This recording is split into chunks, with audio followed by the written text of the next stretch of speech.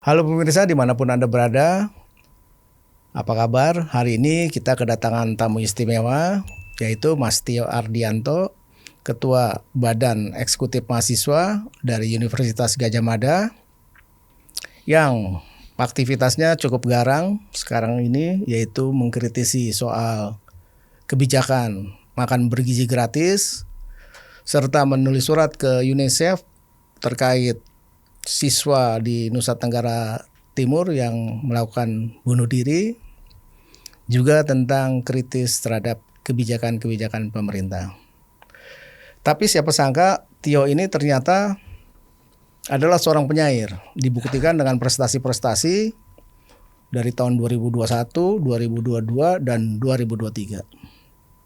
Ini juara loh. Nah, sebelum kita bincang-bincang dengan Tio, bersama saya Said Iskandar Shah di kanal YouTube Oret dalam program Said.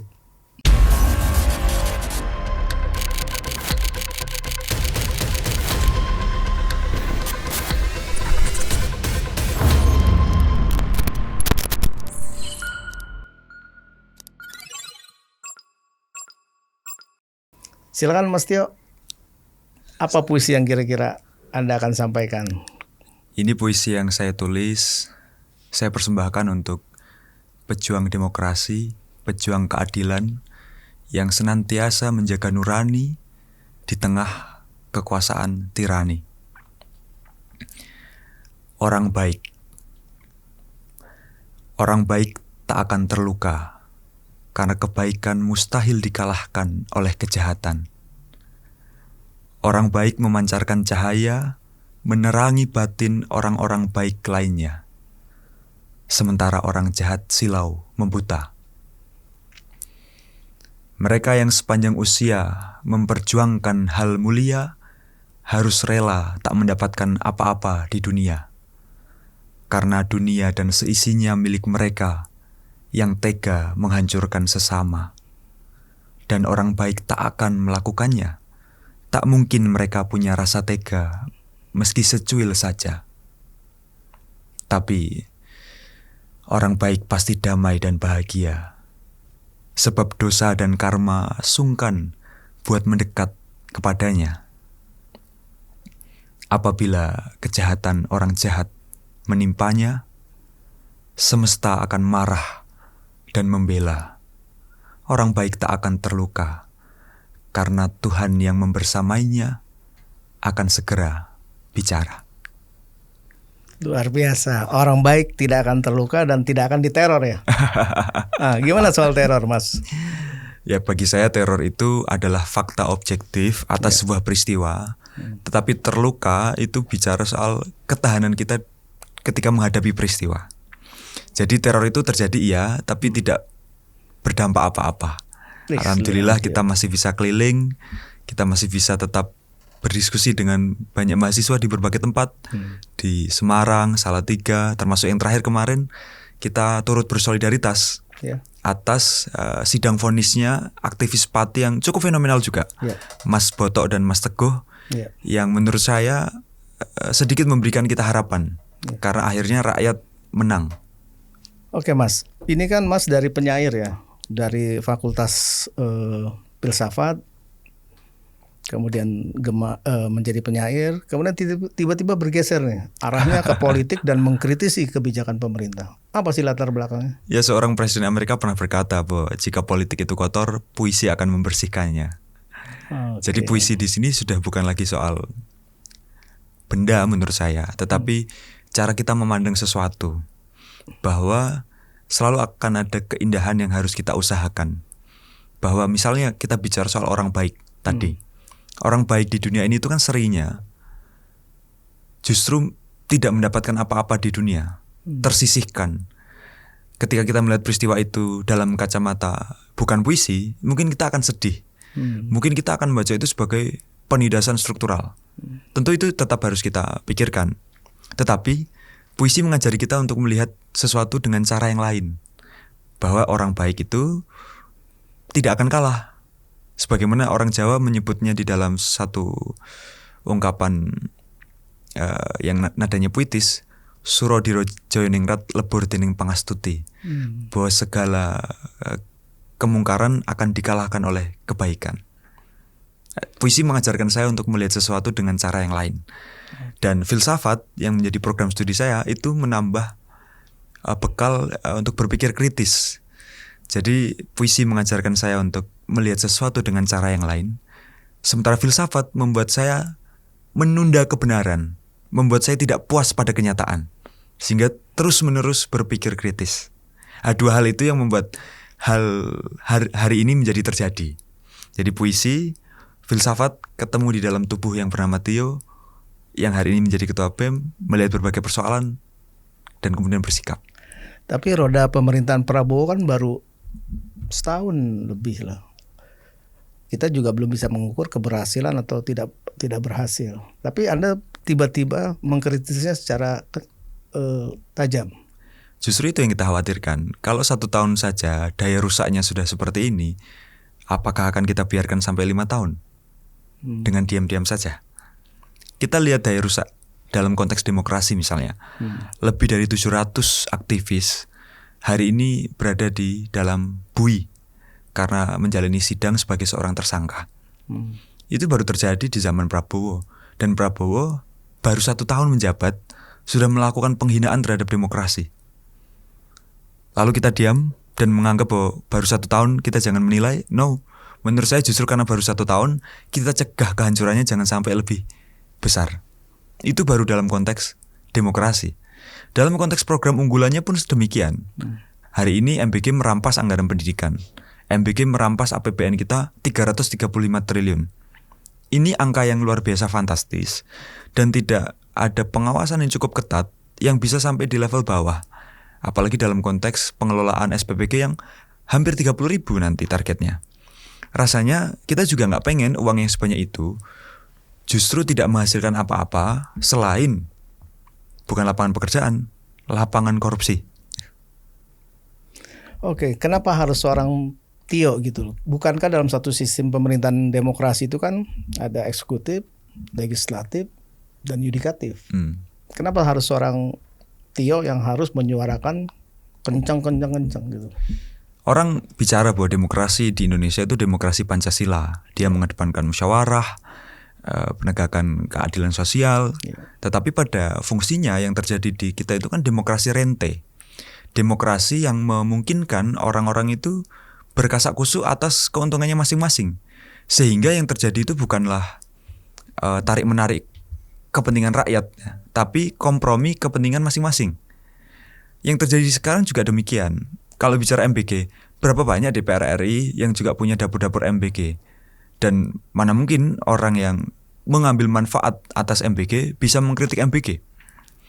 Dan lebih dari itu, kalau kita zoom out persoalannya, trias politika kita memang mampet. Dan kita lagi menghadapi krisis politik. Rakyat itu sudah tidak percaya dengan pemerintah. Rakyat itu sudah tidak percaya pada lembaga-lembaga negara. Kurang besar apa demonstrasi Agustus yang kemudian menghasilkan 17+8. Tapi satu pun tuntutannya sampai hari ini tidak ada yang terpenuhi. Apakah itu tanda bahwa pemerintah mau supaya rakyat bikin demo yang lebih besar dan yang lebih berbahaya lagi? Saya rasa pemerintah pasti tidak mau. Tetapi kalau kejadian seperti ini terus, menurut saya bukan tidak mungkin loh. Indonesia ini akan seperti Nepal, akan seperti Bulgaria. Nah kita justru sebenarnya dalam rangka untuk menghindari itu supaya jangan sampai terjadi. Dengan cara apa? Mengingatkan supaya jangan nemen-nemen, jangan kebangetan menjadi orang yang mengembalikan modal politik. Sudahlah kita sama-sama tahu bahwa orang-orang yang hari ini menjadi pejabat publik melalui mekanisme kompetisi politik itu kan mengeluarkan biaya politik luar biasa besar. Dan kalau kita cek gaji halal mereka, itu nggak cukup untuk nutup biaya politik dan menyiapkan modal politik di pemilu berikutnya. Sehingga adalah hal yang wajar kalau hari ini mereka nggak mikirin rakyat. Mereka mikirin gimana caranya mengembalikan modal politik, menyiapkan modal politik dan mempertahankan kekuasaannya. Sehingga jangan pernah berharap DPR RI kita akan mampu kritis kepada pemerintah. Karena kritis itu artinya ancaman untuk tidak mendapatkan proyek. Bahwa mungkin ada tentu DPR RI yang masih berusaha berjuang di garis rakyat. Saya kira dari ratusan ya minimal ada satu lah. Tapi menurut saya dayanya tidak lebih besar daripada suara rakyat itu sendiri. Dan menurut saya yang paling penting sekarang adalah menyadarkan rakyat bahwa pemerintah itu tidak beres. Dan mohon maaf harus juga saya katakan bahwa pemerintah yang tidak beres ini juga hasil dari kita. Seperti ungkapan seorang filsuf Yunani, di dalam negara demokrasi, rakyat mendapatkan pemimpin yang paling pantas mereka dapatkan. Dan rasanya kalau kita mau otokritik terhadap rakyat sipil, mungkin memang Pak Prabowo dan Gibran lah presiden dan wakil presiden yang paling pantas kita dapatkan. Oke, jadi pemerintahan kita sekarang ini tidak beres gitu ya? Sangat tidak beres. Indikatornya apa? Kita cek saja dari program unggulan. Kalau pakai indikator terlalu banyak kan mungkin akan panjang ya. Kita cek aja dari program unggulannya. Apakah program unggulan itu berjalan dengan baik atau tidak? Karena yang namanya program unggulan mestinya itu seluruh energi secara dominan akan diarahkan ke sana sehingga program unggulan itu bisa membuat rakyat berharap bahwa pemerintahan ini benar. Kalau program unggulan saja bermasalah, bagaimana mungkin kita berharap program-program yang lain yang tidak unggulan juga akan tidak bermasalah? Ya, program unggulan yang sejak kampanye disuarakan oleh Pak Presiden Prabowo dan Mas Gibran itu kan MBG, ya, makan bergizi gratis, yang menurut saya tidak bergizi dan tidak gratis. Nah, MBG ini sejak awal saja sudah bermasalah. Pertama soal sumber keuangannya. MBG merampas anggaran pendidikan 223 triliun dari 769 triliun anggaran pendidikan. Kalau ini dikeluarkan dari pos anggaran pendidikan, maka sebenarnya Presiden Prabowo itu telah melaksanakan pelanggaran konstitusi. Pelanggaran itu pada Undang-Undang Dasar pasal 31 tentang mandatory spending pendidikan.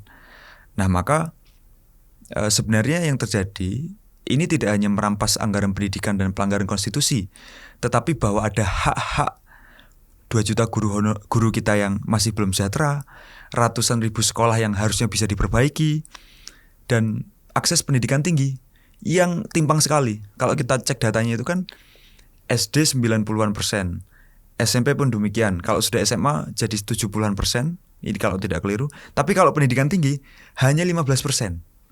Ketimpangan ini menurut saya adalah tanda bahwa masalah utama kita adalah pendidikan. Stunting masalah tidak? Stunting itu masalah. Karena memang angka stunting kita cukup tinggi. Tapi untuk mengentaskan stunting, kita tidak bisa mengintervensi anak-anak ketika usianya sudah di atas 5 tahun. Artinya apa? Makan bergizi gratis yang sejak awal diorientasikan untuk pengentasan stunting ini tidak tepat sasaran. Jadi masalah di MBG itu pertama soal sumber keuangan. Yang kedua soal ketepatan sasaran tadi. Anak-anak SMA, SMP itu kan sudah terlambat kalau diberi MBG. Dan kalau pakai data, angka stunting kita itu kan 19%. Maka harusnya kalau mengentaskan stunting ya kejar angka itu. Atau pengen bantu keluarga miskin supaya anaknya bisa punya makan di sekolah. Keluarga miskin kita angkanya 9%. Silahkan pakai angka itu. Lah yang terjadi sekarang 100%. Artinya ini bukan hanya tidak tepat sasaran, tapi ada pemborosan yang berkaitan dengan masalah yang ketiga, yaitu logika proyek yang berjalan melebihi logika program. Karena yang terjadi adalah ini bukan tentang gizi, ini tentang bagaimana bancaannya para politisi. Jadi ada logika proyek yang didukung oleh afiliasi atau kepentingan politik di sana. Bayangkan ICW merilis data bahwa 28% dari SPPG yang sudah ada itu terafiliasi oleh partai politik. Dan dari seluruh partai politik yang paling tinggi adalah Partai Gerindra, partainya Pak Presiden. Partai yang mungkin paling banyak ngeluarin modal untuk jadiin Pak Presiden menang. Karena tidak hanya kompetisinya di 2024, tapi kompetisinya sejak dahulu udah 4 kali gagal. Dan pasti dalam kegagalan itu mengeluarkan modal luar biasa besar gitu ya. Nah, bagi saya kita sampai pada indikasi ya bahwa MBG ini bukan untuk gizi, tapi untuk korup yang disistematisasikan untuk modal politik yang kemarin dikeluarkan dan untuk modal politik yang harus disiapkan di 2029. Bayangkan ketika satu SPPG bisa punya insentif per hari 6 juta, kalau per tahun 1,8 miliar, itu bersih tanpa korupsi.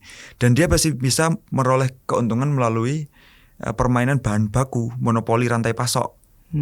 Yang angkanya itu per anak porsinya 10.000 untuk bahan baku. Itu terjadi kok di masyarakat. Yang hari ini terasa adalah, teman-teman bisa cek sendiri, harga-harga sekarang naik. Bukan hanya karena puasa atau mau lebaran, tapi karena memang rantai pasoknya itu sudah diputus oleh SPPG. Ketidaksiapan ini kemudian berdampak pada harga-harga yang meningkat. Nah, harga-harga yang meningkat ini terjadi karena apa? Karena ada monopoli pasok yang dilakukan oleh para investor SPPG. Mungkin tidak semua, tapi ada. Dan itu tidak lain tidak bukan tujuannya adalah untuk memperoleh laba sebanyak-banyaknya. Jadi MBG ini nggak ada urusannya untuk memberi gizi. Ini tentang bagi investor ya, memperoleh laba. Nah, ini yang menurut saya berbahaya. Kalau program MBG saja yang diunggulkan itu bermasalah luar biasa, sampai tidak layak kita sebut makan bergizi gratis, tapi harus kita sebut sebagai maling berkedok gizi. Bagaimana mungkin kita berharap pada program-program yang lain atau bidang-bidang yang lain? Oke, maling berkedok gizi. Betul. Maling berkedok gizi. Anda memberi saran kepada pemerintah dengan bentuk kritik gitu ya. Anda nggak takut? Kemudian tadi disebutkan ada 700 aktivis loh yang sedang dalam proses, saya nggak tahu itu penahanan atau apapun gitu. Maksud saya sebagai manusia, pasti kan dengan situasi yang tiba-tiba main tangkep, gimana komentarnya? Saya percaya apa yang saya tulis. Orang baik tak akan terluka karena kebaikan mustahil dikalahkan oleh kejahatan. Dan apabila kejahatan orang jahat menimpa orang baik, maka semesta itu akan marah dan membela. Jadi justru pemerintah hari ini dengan seluruh kejahatan yang dilakukan, mereka yang harusnya lebih takut daripada kita. Karena mereka sebenarnya sedang membuka jalan bagi kehancuran. Karena yang marah tidak hanya akan rakyat, tapi semesta. Tuhan yang akan marah. Dan pertanyaan soal takut dan tidak takut menurut saya memang manusiawi sekali. Tetapi pilihan kita adalah untuk bertanggung jawab pada persoalan. Kalau bicara takut atau tidak takut, menurut saya kita akan dilematis. Apalagi ketika teror yang terjadi sudah tidak hanya berhenti di saya, tapi bahkan sampai ke keluarga. Sampai di keluarga. Oke, terus kenapa hanya seorang Tio? Bukankah banyak juga badan eksekutif mahasiswa di berbagai perguruan tinggi di seluruh Indonesia? Ya, kita berharap semuanya bersuara. Tapi mungkin rekan-rekan saya masih punya banyak hal yang membuatnya jadi ragu untuk bicara. Ya, saya berharap ke depan gerakan mahasiswa bisa lebih murni dan tidak terkooptasi oleh kekuatan politik yang memaksa mereka untuk bungkam. Alhamdulillah BEM UGM konsisten pada nilai dan jalan sunyi yang dia tempuh, bahwa kita tidak pernah memberikan kesempatan apapun pada kasak-kusuk yang memaksa kami untuk diam. Sehingga ya sebenarnya menurut saya apa yang BEM UGM lakukan hari ini bukan hal yang istimewa. Ini hal yang sangat biasa bagi gerakan, bahwa yang namanya BEM ya harus melawan. Tetapi menjadi kemudian dalam tanda kutip istimewa ya karena yang lain jarang melakukannya. Tapi menarik loh, ada yang kasakusuk. Maksudnya gimana yang kasakusuk itu? Ya, ini siapa? Atau Intel atau apapun suatu bentuk gerakan? Dulu di zaman Orde Baru, gerakan itu selalu diupayakan untuk bungkam melalui represi negatif. Represi negatif itu adalah ancaman dan tekanan. Yang hari ini kerasa itu ya dengan kriminalisasi aktivis. Kalau dulu ya dengan penangkapan, penculikan, bahkan sampai keserangan fisik juga. Tapi yang sekarang lebih dominan sebenarnya adalah represi positif. Bukan ancaman atau tekanan, tapi godaan. Oke, tadi kan terkait kenapa harus BEM UGM dan seorang Tio, padahal masih banyak BEM-BEM lain di seluruh Indonesia. Apakah sekarang ini mungkin mahasiswanya terlalu sibuk dengan personal branding dibandingin suatu gerakan? Menurut saya mahasiswa hari ini memang punya masalah yang saya sebut sebagai hyper, extra, ultra, super individualism, pragmatism ekstrim. Jadi mahasiswa hari ini tuh punya masalah individualis dan pragmatis yang levelnya sudah bukan lagi ekstrim ya, tapi ekstra, super, ultra, ekstrim. Gejalanya kan terjadi sejak ada kebijakan MBKM yang membuat mahasiswa jadi punya orientasi lain selain berorganisasi, yaitu mempercepat kerja melalui skema magang. MBKM menurut saya berkontribusi pada betapa individualis dan pragmatisnya mahasiswa hari ini. Itu didukung dengan kebijakan yang membatasi orang kuliah. Kalau dulu zaman Bang Said pasti orang kuliah itu bisa panjang, sekarang maksimal 14 semester. Ini juga didukung dengan biaya pendidikan yang semakin tinggi. Sehingga kalau orang berorganisasi dan berlama-lama di dalam gerakan, maka dia harus ngeluarin kos yang lebih besar. Sementara lapangan pekerjaan semakin hari semakin menyempit. Sehingga mereka secara sangat realistis menurut saya adalah hal yang sangat dipahami ketika memilih untuk menjamin hidupnya terlebih dahulu. Nah, di sisi lain, mereka yang menjadi aktivis juga dikooptasi melalui berbagai godaan. Jadi sebenarnya memang di kalangan mahasiswa hari ini masalahnya itu luar biasa kompleks, luar biasa kompleks. Dan menurut saya yang paling penting adalah mari lakukan apa yang bisa kita lakukan.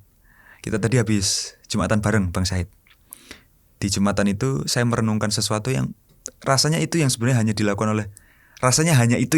sedang dilakukan oleh BEM UGM dan saya. Kami itu hanya orang yang ngisi soft kosong. Islam itu kan mengajarkan kita untuk mengisi soft kosong ketika kita sholat jamaah. Nah, dalam persoalan kompleks di Indonesia itu kan ada berbagai soft yang kosong. Nah, kami itu hanya mengisi soft kosong yang ada di depan kami. Saya harap kesadaran itu juga dipahami oleh semua rekan-rekan aktivis. Mungkin kita nggak harus lakukan hal besar, tapi mari isi soft kosong yang kita temui di depan kita.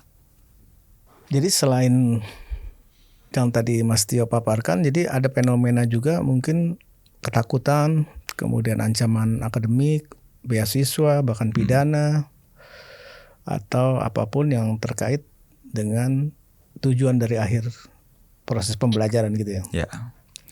Oke Mas, kita agak geser kepada kasus di Kabupaten Pati ya. Mas secara aktif ikut mendampingi proses sidang dari Botok dan Teguh.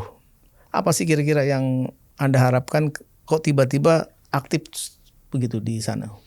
Ya sebenarnya kita itu sudah membersamai rakyat Pati itu sejak 13 Agustus. Ketika aksi mereka di alun-alun yang waktu itu sangat fenomenal. Kita sudah membersamai hari itu dan membersamai sidang vonis itu sebenarnya adalah kelanjutan dari apa yang sejak awal kita terlibat gitu. Meskipun tentu tidak seaktif teman-teman yang secara geografis ada di Pati ya. Tapi setidaknya kita hadir di 2 kesempatan. Ketika aksi 13 Agustus dan ketika sidang vonisnya Mas Botok dan Mas Teguh. Menurut saya mahasiswa harus malu pada dirinya sendiri ketika melihat rakyat Pati. Karena rakyat Pati itu kalau bicara soal kualitas pendidikan ya, jauh dari mahasiswa-mahasiswa hari ini. Tapi nggak ada satupun gerakan mahasiswa yang lebih berhasil kalau dibandingkan gerakan rakyat Pati. Kita cek gerakan rakyat Pati itu sudah berhasil membuat bupatinya menjadi tersangka OTT KPK. Artinya apa yang mereka lawan adalah kejahatan dan mereka berada di pihak yang benar. Di sini kan menurut saya datang ke sana tuh tidak membantu. Kita belajar dengan seluruh kerendahan hatian karena rakyat Pati lebih berhasil ketimbang mahasiswa. Tenaganya lebih luar biasa. Mahasiswa itu kadang kan terlalu nyaman dengan Menara Gading, terlalu nyaman dengan diksi-diksi intelektual, sehingga seringnya gerakan yang terjadi itu ya tidak lebih progresif ketimbang gerakan rakyat yang organik. Nah, gerakan rakyat Pati ini luar biasa patut diapresiasi karena dia lahir dari rahim rakyat, dengan bahasa rakyat, dengan cara rakyat. Dan nggak ada di sana diksi-diksi yang daki-daki intelektual dengan gaya-gaya yang gagah-gagahan, nggak ada. Semuanya berjalan dengan gaya rakyat kecil yang menurut saya itu adalah prototipe yang paling ideal bagi gerakan ke depan. Bahwa gerakan ke depan mestinya belajar dari Pati. Nah, harapan saya dengan kehadiran teman-teman UGM di sana adalah 1, kita pengen belajar. Yang kedua, Mari kita persatukan gerakan rakyat dengan gerakan mahasiswa. Mahasiswa harus melebur menjadi gerakan rakyat. Tetapi kan kita punya tantangan itu. Maka ayo kita mulai rajut kebersamaan supaya tidak ada lagi gerakan mahasiswa. Yang ada adalah gerakan rakyat Indonesia. Dan ini nggak ada hubungannya dengan partai yang sekarang lagi dibicarakan. Oke, Mas Tio. Kehadiran Anda pada sidang putusan Botok dan Teguh dalam rangka belajar karena sudah membersamanya sejak awal gitu loh. Nah, dalam perspektif hukum itu kan vonis ya. Sidang vonis. Sidang vonis dan divonis bersalah loh. Divonis bersalah 6 Anda bulan. puas nggak?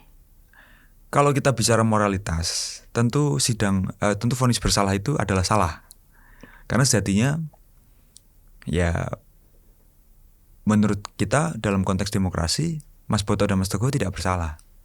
Tapi kan hakim dan jaksa itu kalau saya lihat kecenderungannya kemarin positifistik. Jadi bicara salah dan tidak salah itu bukan soal hukum progresif atau moralitas, tapi soal peraturan undang-undang. Dan yang dikenakan itu kan pasal tentang penutupan jalan, mengganggu ketertiban umum. Dan bahwa secara perundang-undangan itu salah, ya secara positifistik itu salah gitu. Tapi secara progresif sebenarnya tidak salah. Tetapi menurut saya, oke, silakan vonis bersalah. Itu hanya vonis yang berlaku bagi hakim, bukan bagi rakyat. Betapapun kita juga mengapresiasi atas hukuman 6 bulan pengawasan. Jadi tidak di penjara. Dan bagi kami ini kemenangan kecil. Ini kemenangan kecil. Bahwa harapannya adalah vonis tidak bersalah, tapi kemudian divonis bersalah dengan hukuman pengawasan. Ya menurut saya ini kemenangan kecil yang tetap harus disyukuri, meskipun kita harus tetap mewaspadai bahwa hukum tidak lagi bisa kita harapkan. Bupati Sadewo itu kader Gerindra ya? Kader Gerindra dan yang memang Mas Tio bilang gak ada kaitannya, tapi pasti terkait lah. Ya dia kader Gerindra dan calon yang dititipkan oleh pria Solo itu. Siapakah dia? Saya titip. Termasuk yang satu di antara 3 yang sudah ditangkap OTT. Oke Mas, dengan situasi seperti ini yang Mas gambarkan tadi, kan sepertinya mahasiswa sibuk dengan apa yang Anda paparkan tadi. Apa himbauan secara tegas kepada teman-teman BEM seluruh Indonesia? Kalau saya sederhana saja. Kalau kepada rekan-rekan aktivis yang selalu saya sampaikan itu 2 hal. Yang pertama, ayo kita ini tahan lapar dan tahan haus. Jangan jadi orang yang gak mau prihatin. Karena perjuangan itu memang selalu butuh kelaparan dan kehausan. Nggak ada perjuangan yang enak tuh, nggak ada. Kalau enak itu namanya bukan perjuangan, tapi prasmanan. Itu yang pertama. Yang kedua, kita harus sadar betul bahwa kita ini adalah pribadi yang punya hutang pada rakyat Indonesia. Karena selama pendidikan dibiayai oleh pajak rakyat, maka setiap orang yang berpendidikan, mau dia hanya sekolah dasar maupun sampai pendidikan tinggi, dia adalah pribadi yang berhutang pada rakyat Indonesia. Dan sebagaimana orang yang berhutang, maka pertanyaan untuk diri kita masing-masing adalah bagaimana cara kita untuk melunasi hutang itu. Mari kita refleksikan itu dalam kerangka aktivis. Bagi saya cara melunasi hutang pada rakyat Indonesia adalah dengan membela apabila mereka, rakyat Indonesia, ditindas, diperlakukan tidak adil.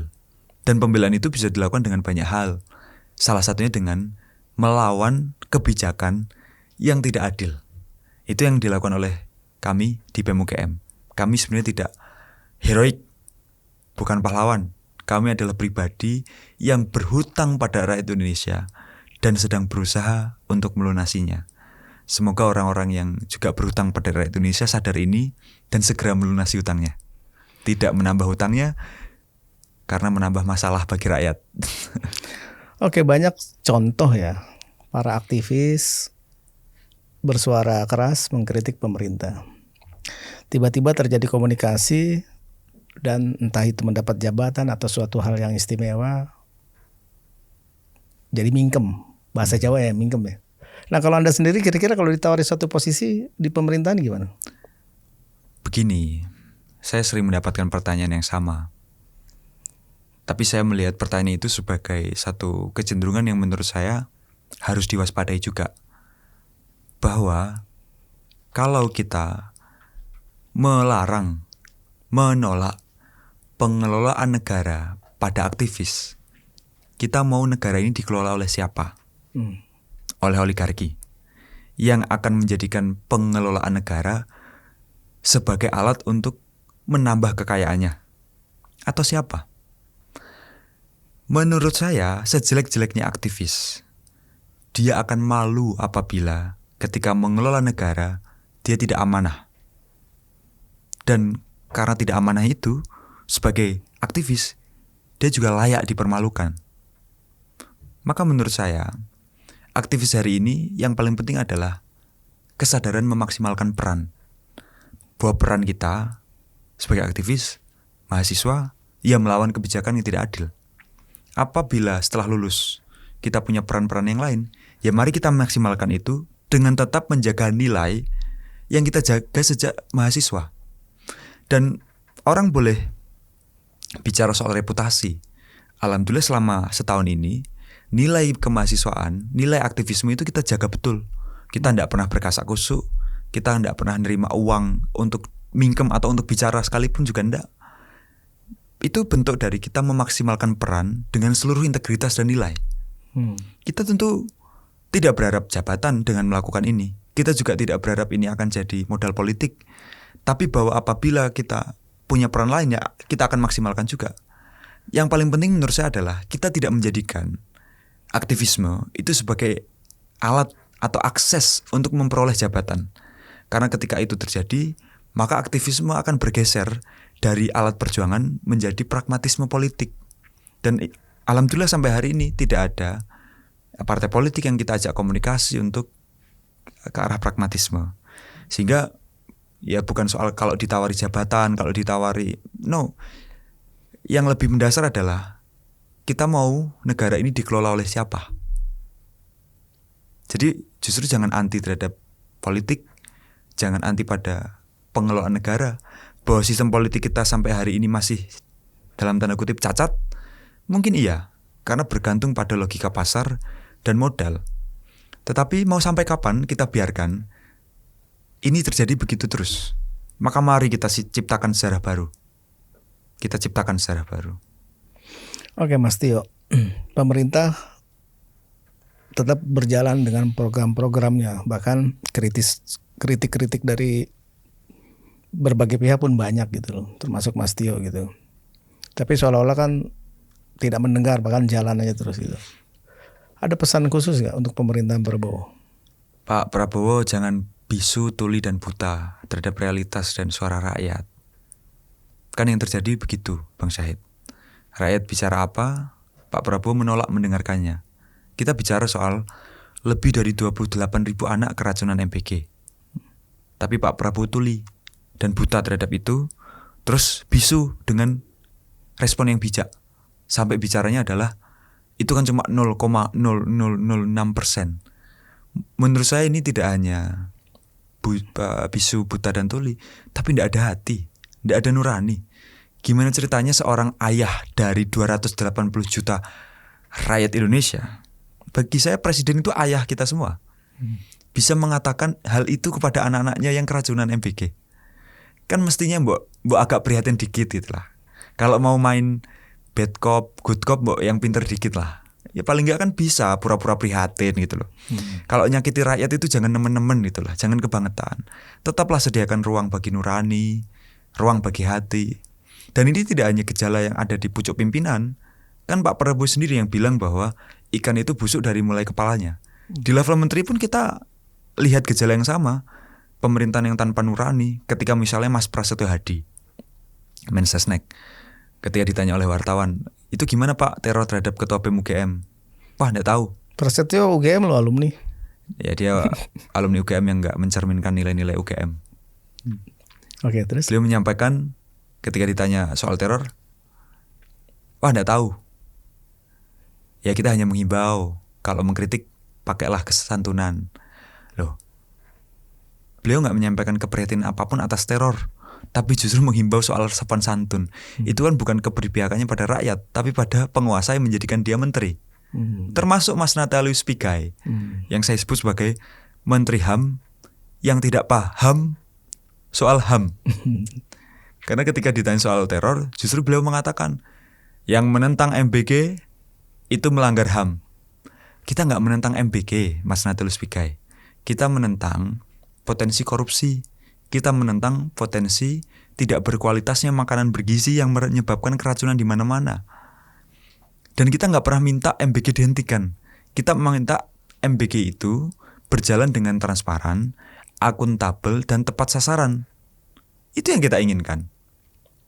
Jadi pesan saya, ya semoga pemerintahan Pak Prabowo dan Mas Gibran bisa mengembalikan nurani di dalam dirinya.